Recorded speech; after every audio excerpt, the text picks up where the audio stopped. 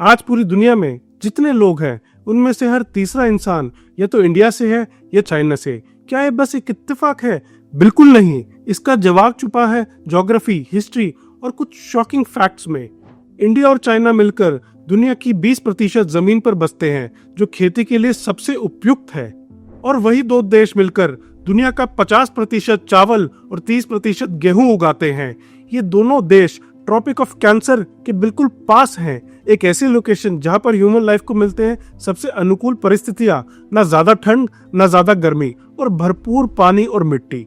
और सबसे खास बात, इन देशों के आसपास थी अन्य सभ्यताएं जो लाए नए विचार, नए आविष्कार, व्हील, लिपि, धर्म और व्यापार के तरीके, और भारत चीन ने इन सभी को अपनाकर अपनी संस्कृति को और मजबूत किया।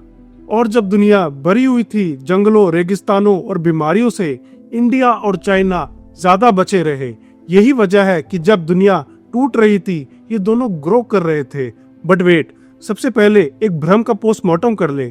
कई लोग सोचते हैं कि भारत की जनसंख्या विस्फोट एक नई समस्या है, पर असल में आज भारत की जनसंख्या दुनिया में प्रतिशत हिस्सा पहले से कम है, और पिछले 200 साल में भारत की जनसंख्या वृद्धि दुनिया के एवरेज से भी नीचे रही है। पिछले कई सदियों तक भारत की पॉपुलेशन दुनिया के टोटल का 20% से भी ज्यादा हुआ करती थी, और आज वो हिस्सा 70% से भी नीचे है।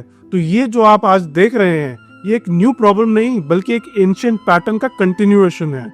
आगे बढ़ने से पहले दोस्तों वीडियो को लाइक करिए, सब्सक्राइब करिए और बेल बटन दबाइए। ये आपके लिए तो फ्री है पर हमें इससे मोटिवेशन मिलती है। चलिए अब जरा ज्योग्राफी की तरफ चलते हैं, क्योंकि कोई भी सभ्यता सिर्फ लोगों से नहीं, जमीन, पानी और मौसम से बनती है। सोचिए, दुनिया का सबसे अनुकूल इलाका जहाँ जीना आसान हो, खेती हो सके और जलवायु ना ज्यादा ठंडी हो ना झुलस देने वाली, वो कहाँ है? ट्रॉपिक ऑफ कैंसर के आसपास। और वही है भारत और चीन। लेकिन हर जगह को यह वरदान नहीं मिला। अफ्रीका का एक बड़ा हिस्सा सहारा ने निगल लिया, जहाँ जीवन का टिकना मुश्किल है। साउथ अमेरिका में आटाकामा जैसे रेगिस्तान, ऑस्ट्रेलिया में ग्रेट विक्टोरिया जैसे बंजर इलाके, और बाकी जगह समुंदर ही समुंदर। जब दुनिया के ज्यादातर हिस्से पानी में डूब गए या रेगिस्तान में सूख गए, तब भारत और चीन एकदम सही जगह पर थे, उस लैटिट्यूड के आसपास लगभग 30 डिग्री नॉर्थ, जहां दुनिया के सबसे प्राचीन और प्रभावशाली सभ्यताएं जन्मी थी। ये वही धरती की पटली पट्टी है जहां से हर बड़े धर्म का जन्म हुआ और जहां के लोग ने इतिहास की पहली लिखावट लिखी। लेकिन सबको बराबर का वरदान नहीं मिला।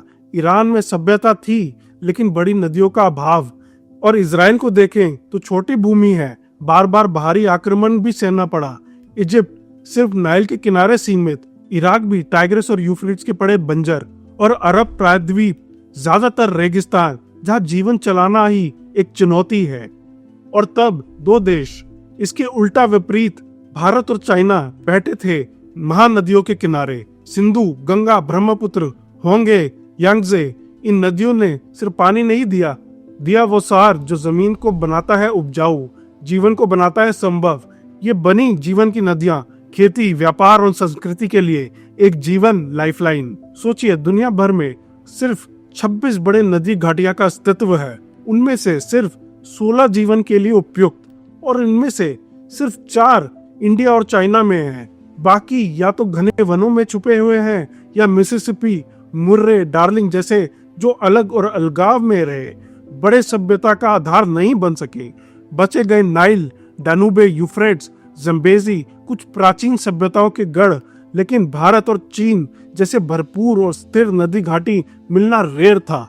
जब बाकी दुनिया जीवन की तलाश में भटक रही थी, तब ये दोनों देश अपनी नदियों के गोद में सभ्यता उगा रहे थे और इतिहास लिख रहे थे। चीन में आज भी 50,000 से ज्यादा नदियां हैं, जिनका कैचमेंट एरिया 100 स्क्वायर किलोमीटर से बड़ा है। सोचिए, हर कोने में एक नया जीवन स्रोत। भारत में गिनती कम है, लेकिन एक खास बात, ये नदियां पूरे देश में फैलती हैं, उत्तर से दक्षिण, पूर्व से पश्चिम। हर प्रदेश का अपना पानी, अपना पोषण, और ये नदियां ना तो अमेज़न की तरह अनियंत्रित हैं, ना ही छोटी एक गांव को भी ना संभाल पाए। यह है बिल्कुल सही जीवन चलाने के लिए, खेती बढ़ाने के लिए, समाज बसाने के लिए। इनका जाल किसी भी अन्य देश की नदियों से काफी घना लगता है, एक ऐसा नक्शा जो सभ्यताओं के फैलाव को संभव बनाता है। यही था असली फर्क। इंडिया और चाइना के पास एक नहीं, दो नहीं, कई बड़े नदी प्रणालियां थी।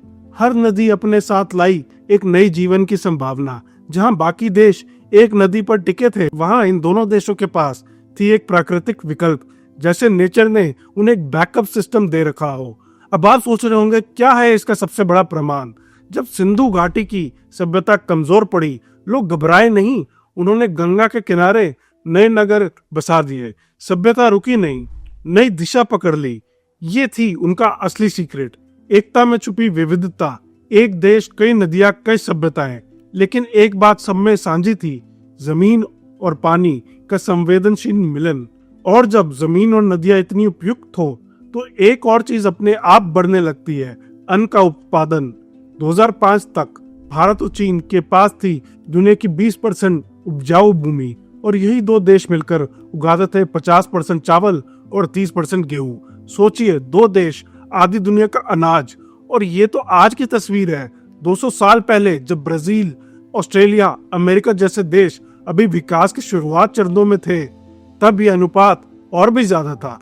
आज भी जब तकनीक अपने चरम पर है, ऑस्ट्रेलिया, कनाडा और रशिया की खेती लायक जमीन उनकी कुल भूमि का 7% भी नहीं, जबकि भारत की आधी भूमि खेती योग्य है। और इसके बाद जब तक मॉडर्न युग आया, माइग्रेशन पर नियंत्रण हुआ और लिटरेसी के साथ फर्टिलिटी रेट गिरे, भारत और चीन तब तक इतना आगे बढ़ चुके थे कि बाकी दुनिया सिर्फ पीछे देख रही थी। लेकिन कहानी यही खत्म नहीं होती। अब मुद्दा सिर्फ भूमि और जल का नहीं, बात थी विचारों की, बीच कनेक्टिविटी की। अमेरिका का मिसिसिपी वैली भी सही सिचुएशन में था, क्लाइमेट भी अनुकूल था, फिर भी वहां गंगा या यांगजे जैसे पॉपुलेशन डेंसिटीज नहीं बनी। क्यों? एक तो समय का फर्क। एशिया में मानव 70,000 साल पहले आ चुके थे, जबकि अमेरिका में माइग्रेशन 20,000 BC के आसपास हुआ। और दूसरा सबसे महत्वपूर्ण बात, आसपास और कोई बड़ी सभ्यताएं ही नहीं थी। एशिया में सब कुछ जुड़ा हुआ था। सिंधु की पॉटरी, समर का चक्का, इजिप्ट की लिपि, गंगा से उतरा बुद्ध का ज्ञान, सब कुछ एक दूसरे तक पहुंचता रहा। सभ्यता इवॉल्व होती गई, एक ने दूसरे से सीखा, और इसी शेयरिंग से बना एक सिविलाइजेशनल कोलैबोरेशन का नेटवर्क। लेकिन जब यूरोप से लोग अमेरिका आए, उनका पहला काम था लोकल जनजातियों को मिटा देना। जो नेटिव अमेरिकन सभ्यताएं पल रही थी, वो आते ही धीरे धीरे खत्म होने लगी। तब तक भारत और चीन 100 साल आगे निकल चुके थे। और जब अमेरिका ने जनसंख्या बढ़ानी शुरू की, वो भी लार्जली माइग्रेशन से, तब तक ये दोनों देश दुनिया की जनसंख्या जायंट्स बन चुके थे। हाँ, आज अमेरिका कैचअप कर रहा है। 1800 के बाद से उसकी जनसंख्या 60 गुना बढ़ी है, लेकिन भारत और चीन के आसपास एक जबरदस्त हेड स्टार्ट है, जो उन्हें बना दिया दुनिया के सबसे बड़े और गहरे जनसंख्या क्षेत्र का मूल। अगला बड़ा फैक्टर था इनका साइज और संगठन। सोचिए, अगर सिर्फ ज्योग्राफी से सब कुछ तय होता तो अफ्रीका, जिसका सबसे बड़ा लैंड एरिया है, सबसे बड़ा जनसंख्या केंद्र होता। लेकिन भारत और चीन न केवल बड़े हैं बल्कि घने भी हैं। और सबसे जरूरी बात, इन्होंने अपनी जमीन का सही इस्तेमाल किया। वेस्टर्न यूरोप या साउथ ईस्ट एशिया भी डेंस थे, पर कभी भारत चीन जैसी लंबी और सस्टेनेबल एकता नहीं बना सके। 2006 BC में क्विन वंश ने चीन को जोड़ा और अशोका ने भारत को 2050 BC में एक सूत्र में बांधा। तब से चीन युआन, मिंग और क्विंग जैसे राजवंशों के जरिए जुड़ा रहा, और भारत में मौर्य, गुप्ता, मुगल और आखिर में ईस्ट इंडिया कंपनी के युग आए। सबसे रोमांचक बात, मुगल और किंग दोनों बाहरी थे, लेकिन अपनी लोक सभ्यता में इस कदर घुल मिल गए कि वहीं के लगने लगे। वहीं दूसरी तरफ अमेरिका का मिसिसिपी घाटी में कभी ऐसा राजनीतिक एकता बनी ही नहीं जो लोगों को एक व्यवस्था में बांध सके। और जब बात खेती की हो तो उसमें भी भारत और चीन का जवाब नहीं। जब यूरोप में आलू आया, तभी आयरलैंड जैसे देश उगने लगे। सोचिए, एक आलू ने महाद्वीप बदल दिया। और यहाँ चीन ने 10,000 BC में ही चावल को अपना बना लिया था, जो पूरे साउथ और साउथ ईस्ट एशिया में छाया। वीट भी वेस्ट एशिया से भारत पहुंच चुका था। जब यूरोप और अफ्रीकन सीरियल्स के लिए तरस रहे थे, भारत चीन अनाज के पहाड़ उगा रहे थे। साफ है, जहाँ जमीन उपजाऊ हो, नदियां हो, क्रॉप्स हो और लोग संगठित हो, वहाँ सभ्यता सिर्फ टिकती नहीं, ग्रो करती है। लेकिन किस्मत का एक और खेल था। 540 AD का प्लेग ऑफ जस्टिनियन और 1346 का ब्लैक डेथ ने यूरोप के आधे से ज्यादा लोग मिटा दिए। भारत और चीन छुए गए, लेकिन झटका इतना गहरा नहीं था। यूरोप बार बार गिरा, लेकिन ये दोनों देश संभलते गए। 16वीं से 19वीं सदी तक यूरोप के करोड़ों लोग अमेरिका, अफ्रीका, एशिया जाकर खुद यूरोप को हल्का बना गए। फिर 2 विश्व युद्ध आए और शिक्षा के साथ फर्टिलिटी गिरी, पॉपुलेशन और रुकी। ईरान मंगोल इन्वेजन में 90% पॉपुलेशन गवा बैठा और नेटिव अमेरिकन तो स्मॉल पॉक्स से पहले ही हार गए। और चीन मंगोल अटैक और प्लेग के बावजूद अपनी बड़ी जनसंख्या के दम पर संभल गया। भारत गेंगिस खान से बच गया, बुबोनिक प्लेग से निकल गया और ईस्ट इंडिया की भुखमरी तक रिलेटिवली सुरक्षित रहा। और जब बाकी दुनिया टूटी छूटी बिखरी, भारत और चीन जुड़ते गए, उगते गए, बढ़ते गए। ये सिर्फ संख्याओं की कहानी नहीं, ये कहानी है एक धरती की जहाँ नदियां बह रही थी, मिट्टी सोना उगल रही थी और लोगों के संगठित सोच से एक सपना बुना।